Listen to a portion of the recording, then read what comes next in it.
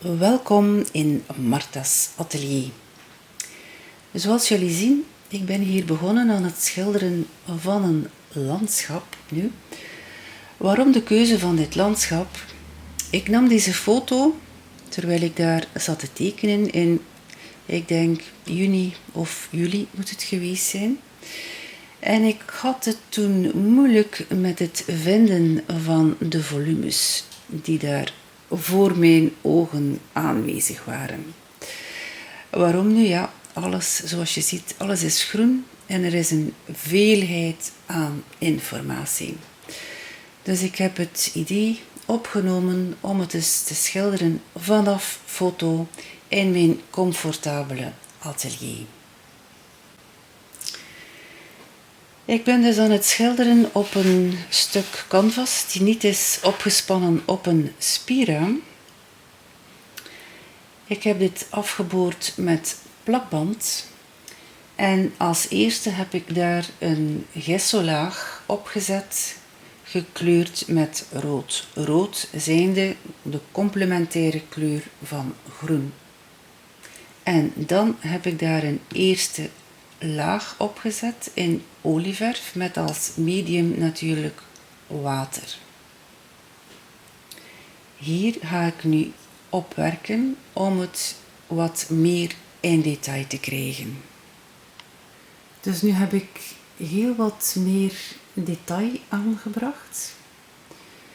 En nu heb ik besloten om dit te laten drogen. Dus als je een à la prima schilder bent, dan ga je daar natuurlijk op voortwerken. Ik ben geen à la prima schilder.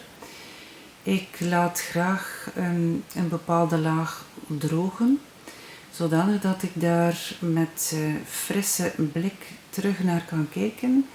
En dan zie ik wel van oké, dit moet nog verbeteren, hier staat het nog niet goed en zo. Dus ik laat het drogen en misschien binnen een paar dagen kan ik daar opnieuw op gaan schilderen. Voilà, dit is nu super droog, want ik heb hier al een tijdje niet meer aan gewerkt. Wanneer het buiten 30 graden is, dan kan ik hier niet zitten schilderen, want dan is het hier een oven. Dus ik moet me nu herinneren wat ik juist wou bereiken met dit schilderij. En een eerste wat ik wil, dat is hier een focal point leggen of een punt van aandacht. Dus hier moet meer contrast komen. En ik wil ook dat dit gedeelte hier wegglijdt achter die bomen, zodanig dat ik diepte krijg. Ook wil ik de lucht minder donker. Dus dat zijn een paar dingen wat ik zie, waar ik nu zal aan beginnen.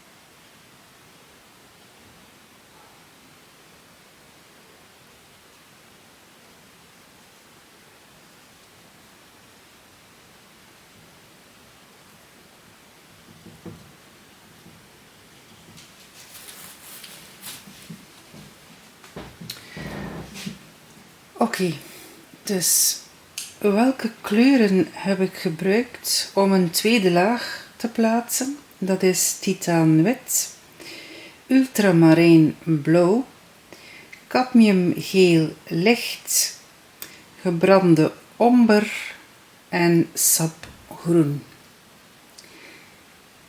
Dit hier heb ik geschilderd met een menging van titaanwit en ultramarijn. Heel veel wit met een heel klein beetje ultramarijn.